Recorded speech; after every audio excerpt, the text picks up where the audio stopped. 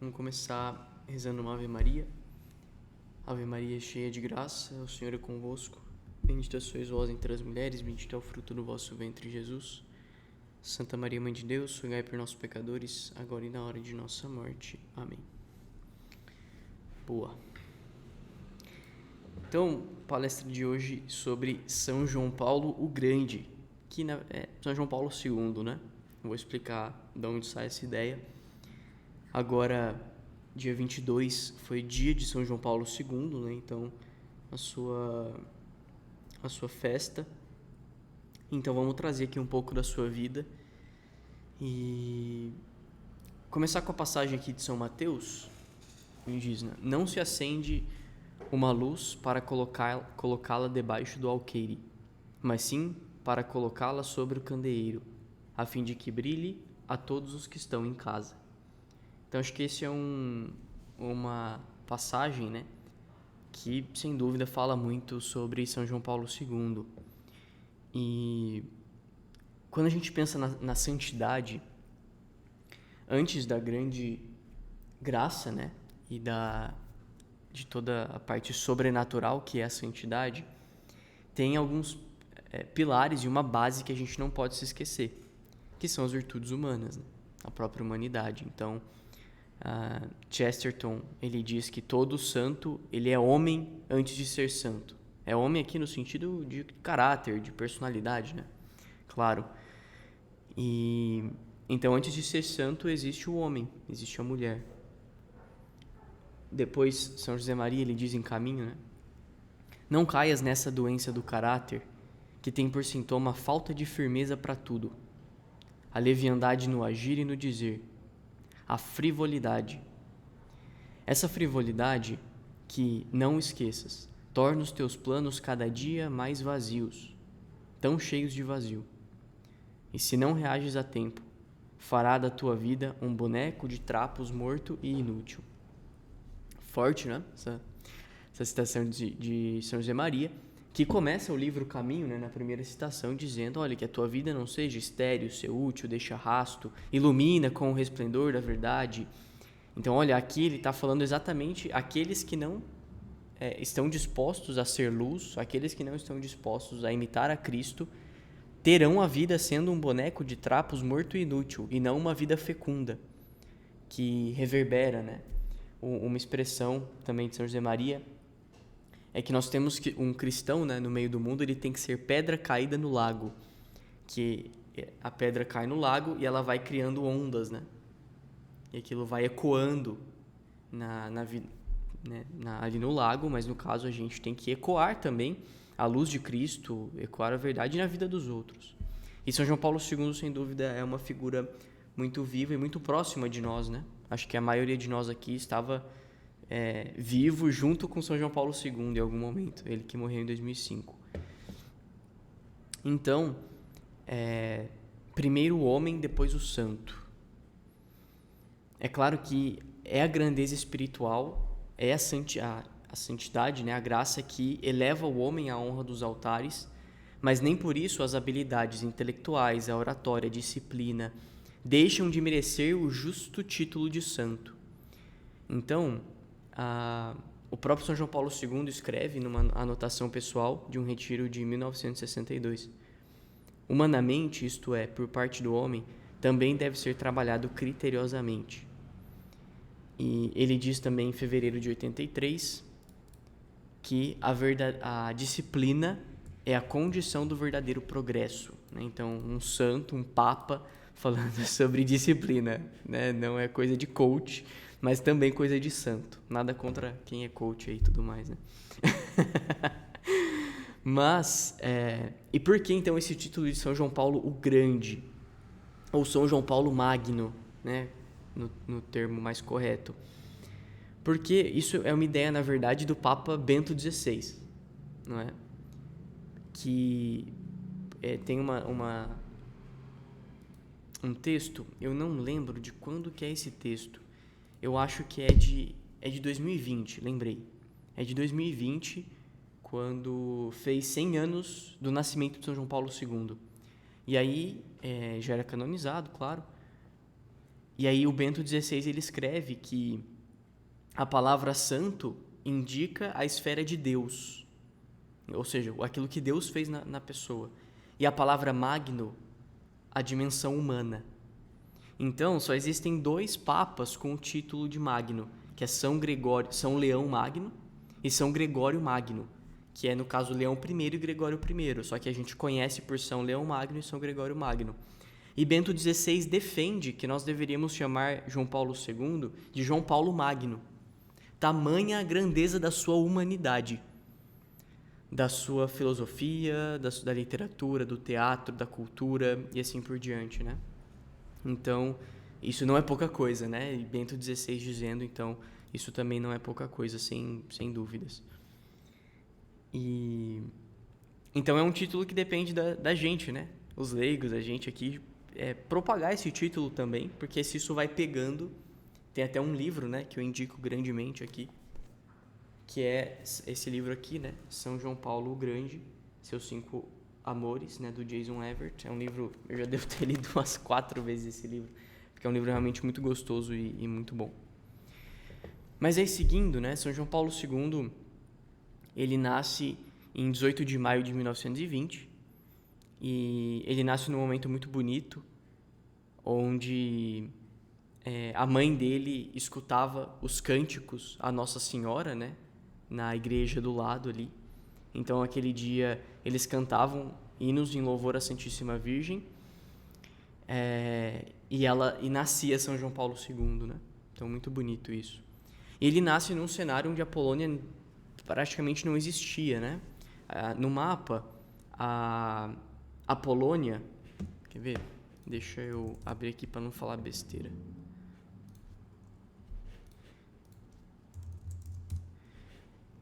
Mas no mapa, a Polônia, é isso mesmo, né?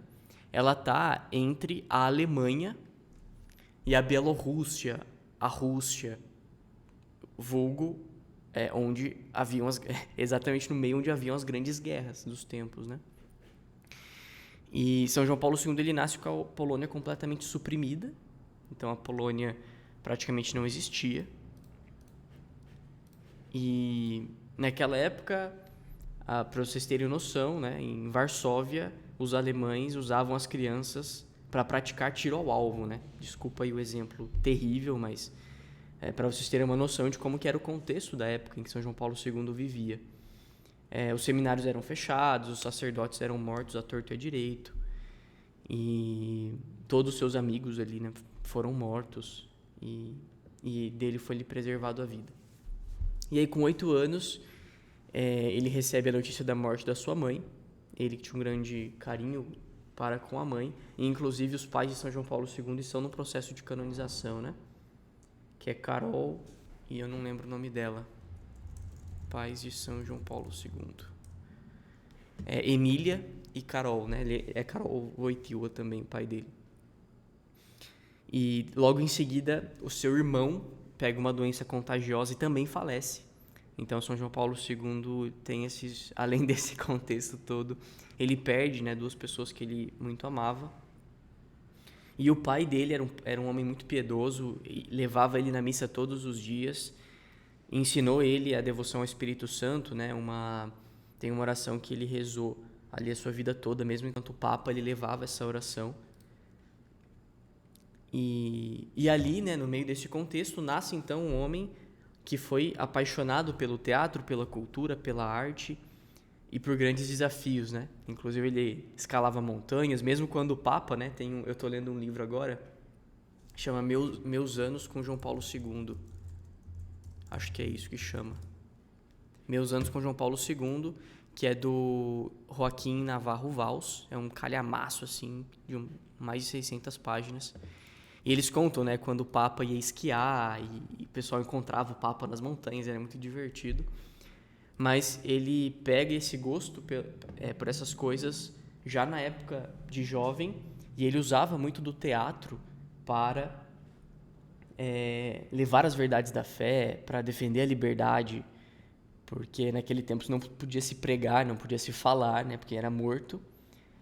Então uma forma deles fazerem isso era com grupos de teatro, assim por diante.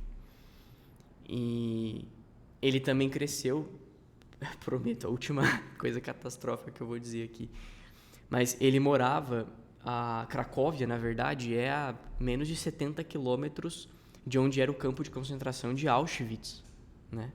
Então tem um amigo que diz que São João Paulo II ele cresceu com o cheiro de Auschwitz nas narinas, porque dizem, né, quando se queimam os corpos, estava um cheiro terrível, terrível. Então esse cheiro se irradiava por centenas de quilômetros ali de Auschwitz, e São João Paulo II também cresceu nesse meio.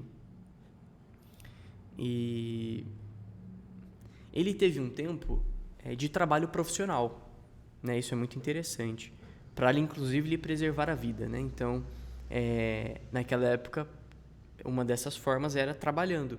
Então ele trabalhou muito tempo numa pedreira, onde fazia trabalho braçal de quebrar pedra, etc.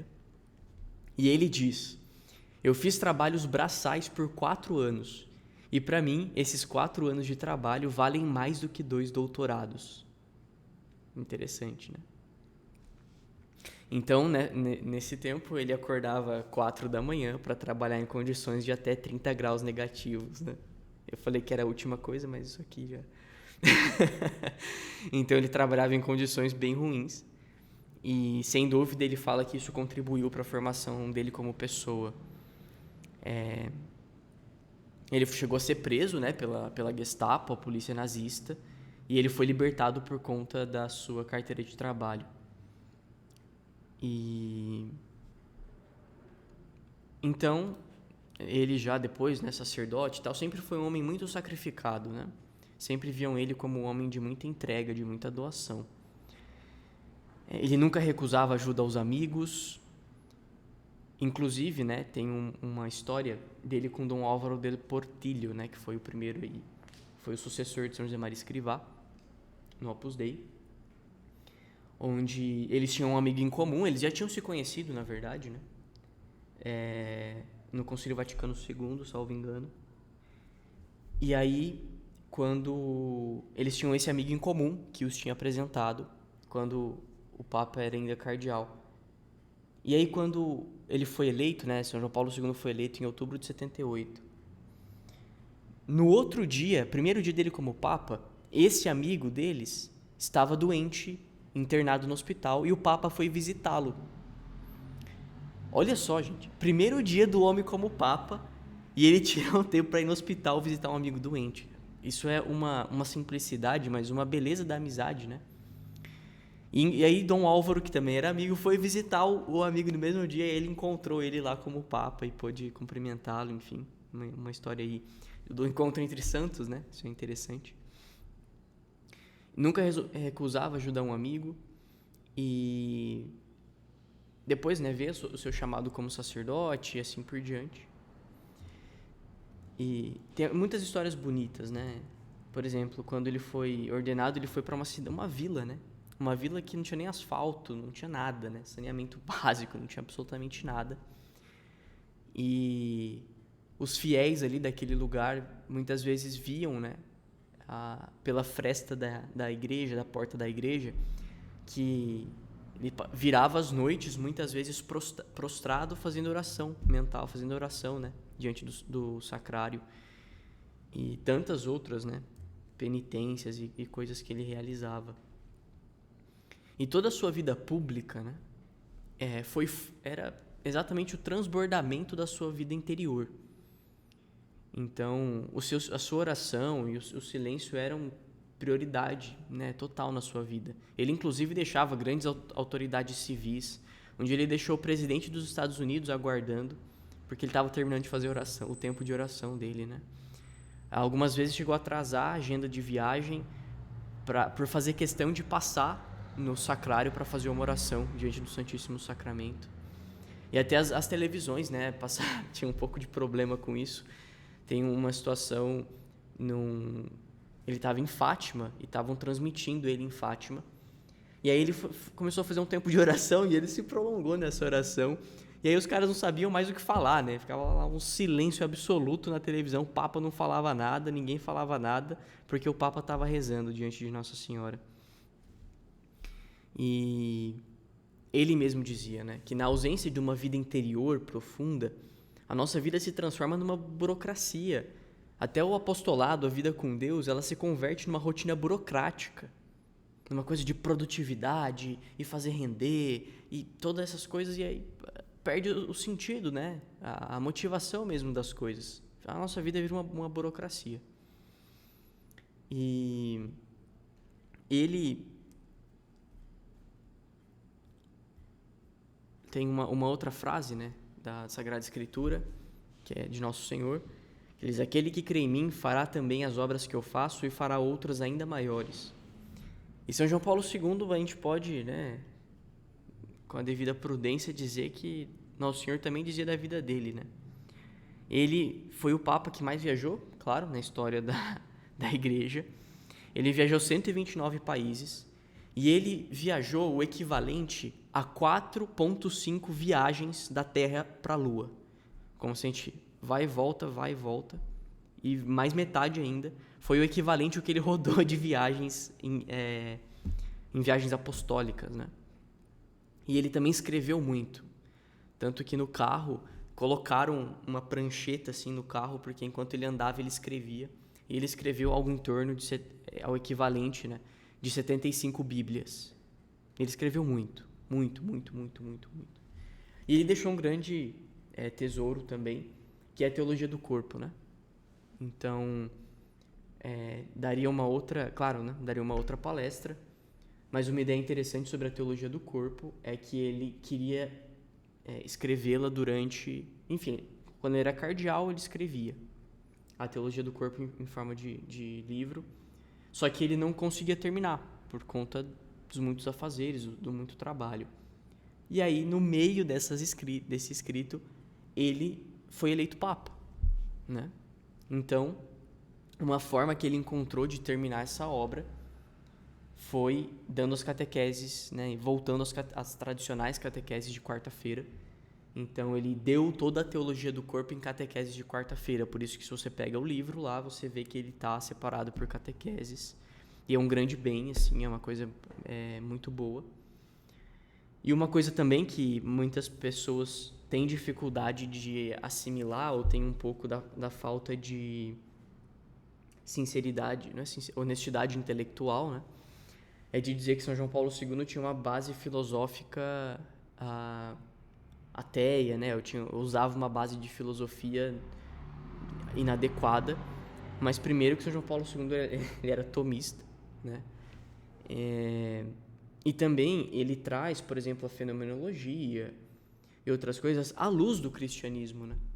Então não é que ele pega aquilo de um escritor ateu, de um escritor pagão e coloca aquilo como verdade absoluta, mas ele usa a base da filosofia para trazer isso à luz de Cristo, à luz de São Tomás de Aquino, né? Até porque, se a gente se recordar, né, Platão e Aristóteles não eram católicos, né? Então, assim, vocês podem ver por aí um pouco dessa crítica, mas é importante a gente ponderar e tudo mais, tá? Não que um santo não possa errar também, claro, mas aqui estou trazendo essa ideia para se vocês conflitarem com algo em algum momento, vocês saibam disso, tá? E São João Paulo II, então voltando um pouco aqui na sua vida interior, ele era um homem de muita oração, né? De muito amor à Eucaristia. No oratório, né, pessoal, privado que ele tinha, por exemplo, ele não tinha cadeira, só tinha o genuflexório, né? Porque diante do sacrário, no seu oratório, ele sempre permanecia de joelhos até para escrever. Quando ele escrevia diante do sacrário, ele escrevia de joelhos. E era um homem de muita fé, muita confiança em Deus, né?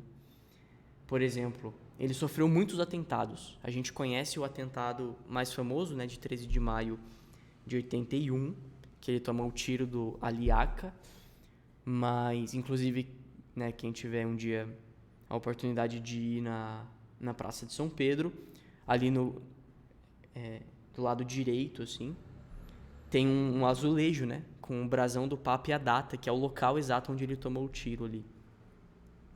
E o seu túmulo também está na Basílica de São Pedro, eu estive lá 2 vezes. É uma experiência muito, muito bonita. Mas ele sofreu muitos outros atentados. Dezenas e dezenas de atentados. Aqui no livro conta um pouco desses, tá? De estourar ponte, né? Estourar bomba onde ele ia passar. De tomar também facada e sangrar. E tantas outras coisas que no livro se conta. E São João Paulo II, ainda assim, ele não usava colete à prova de balas, né? Então, quando ele ia para alguns lugares quentes, assim, de revoluções, inclusive tem um vídeo muito bonito dele, salvo engano, eu não lembro se era na Nicarágua ou no Chile, mas que no meio da homilia um grupo de comunistas começa a gritar contra o Papa, contra a igreja e tal, e ele com uma voz forte assim diz: silêncio, silêncio, e começa a dizer, enfim, coisas muito bonitas. Um homem muito impetuoso, assim, né? Que enfrentava muitas vezes essas questões. Inclusive tem uma história também que ele denunciou alguns mafiosos, né? Dizendo, olha, mafiosos aí, né, lá na Itália, convertam-se e tal. E aí os mafiosos foram lá e explodiram a basílica de... A basílica não, né? Mas explodiram um carro na frente da basílica de São João de Latrão. Fizeram 2 atentados em seguida porque ele tinha denunciado esses mafiosos. Então é um homem que não tinha medo, realmente. E então tem um episódio onde eles iam para um país, não me recordo qual país era, mas era aqui nas Américas. E ele falaram, olha, Santo Padre, é melhor o senhor ir com colete à prova de balas aí, que a coisa é perigosa, né? Ele falou assim: eu não vou com colete à prova de balas. E se alguém do meu time, da nossa equipe, não aceitar isso, quiser ir com colete, é melhor que fique, que não vá. Direto e reto o homem, né? Então, é um homem que tinha muito... Não é imprudência, né? Mas ele tinha muita confiança em Deus mesmo. Tantas situações, por exemplo, quando ele... Ainda quando o Papa, né? A colônia foi tomada... Teve 2 grandes dominações que sofreu, com o comunismo e com o nazismo. E teve a grande noite do apagão, né? Onde se perdeu as notícias do que estava acontecendo na Polônia, foi toda tomada e estavam com medo da catástrofe que aconteceria ali, dos genocídios que aconteceriam.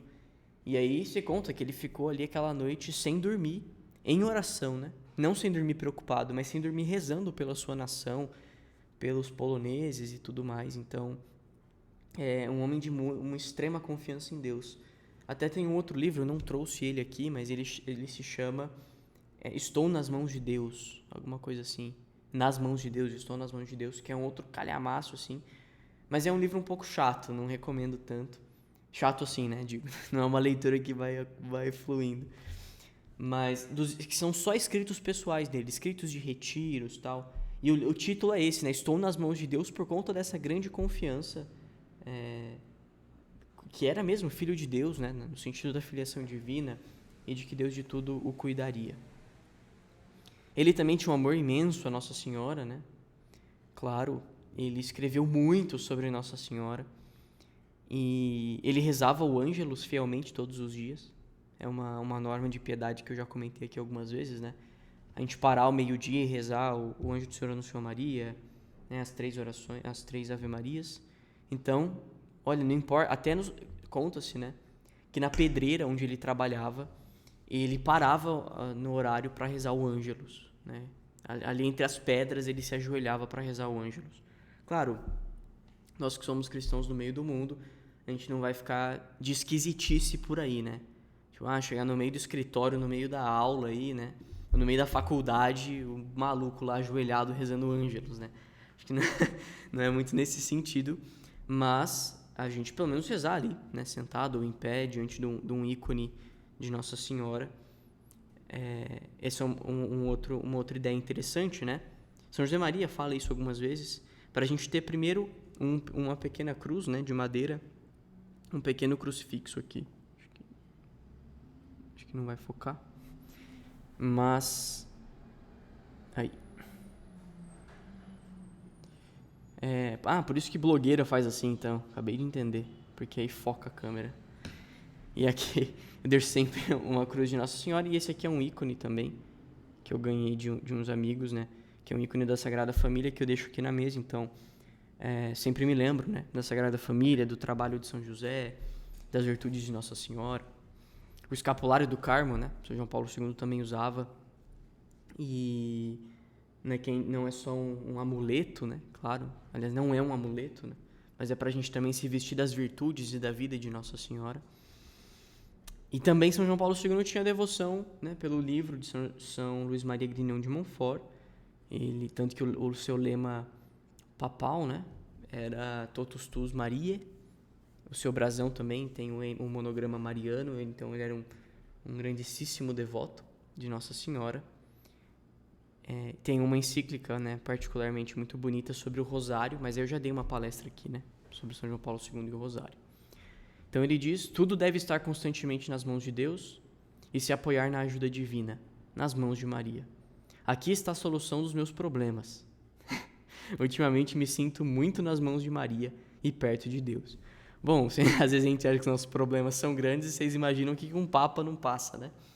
Até nesse livro do Joaquim Navarro, o Meus Anos com João Paulo II, ele conta cada história, assim, que vocês ficam a gente fica de cara, né? Eu leio esse livro uns minutos antes de dormir, né? Então todos os dias ali, ou a maioria dos dias, eu deito pra dormir e leio ali umas 4, 5 páginas do livro. E, cara, é cada problema, é cada rolo. E aí você fala, realmente, ó, ele fala, aqui tá a solução dos meus problemas, né? Eu me sinto muito na mão de Nossa Senhora e perto de Deus, então a gente tem que aprender com isso. E ele fala do rosário, que uma oração tão fácil e ao mesmo tempo tão rica merece verdadeiramente ser descoberta de novo pela comunidade cristã. E para encerrar aí a nossa palestra hoje, São João Paulo II, ele conheceu os centros da obra de São José Maria, né? Enquanto cardeal, participou de atividades, inclusive deu palestras, né? Foi convidado para dar palestras. Ele deu um seminário junto, inclusive, com Joseph Pieper. O Joseph Pieper é um escritor, né, filósofo muito, muito bom, muito conhecido, que ele escreveu aquele livro Só Quem Ama Canta, que é um livro que eu já indiquei algumas vezes, é um livro muito bom. E aquele livro também das virtudes, né? As Virtudes Fundamentais, que é um livro da Cultor de Livros. Esse escritor, ele escreveu também Ócio e Contemplação, que é um livro muito bom. Mas esse Só Quem Ama Canta é um livro curtinho, mas muito interessante. E aí São João Paulo II, ele deu um seminário, uma palestra lá junto com Joseph Pieper. E aí no final dessa palestra, que São João Paulo II falou sobre a vida interior e apostolado, ele cita uma frase de São José Maria, né? Ele fala assim, que é a gente viver, né, o apostolado, viver essa vida interior na prática, no dia a dia. Ele diz,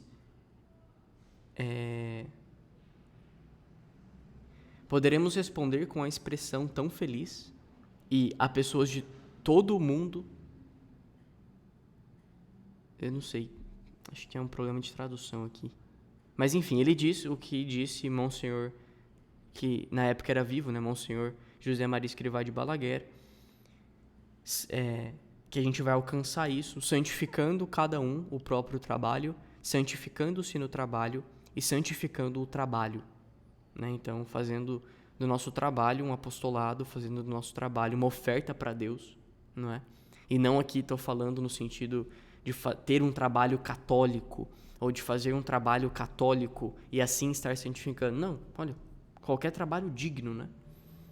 Um pizzaiolo, um barbeiro, um terapeuta, um professor, um nutricionista, um empresário, um designer, todo mundo, né, que tem um trabalho digno, um trabalho honesto, pode e deve santificar o seu trabalho, né?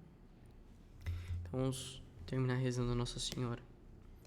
Ave Maria, cheia de graça, o Senhor é convosco. Bendita sois vós entre as mulheres, bendito é o fruto do vosso ventre, Jesus. Santa Maria, Mãe de Deus, rogai por nós pecadores, agora e na hora de nossa morte. Amém.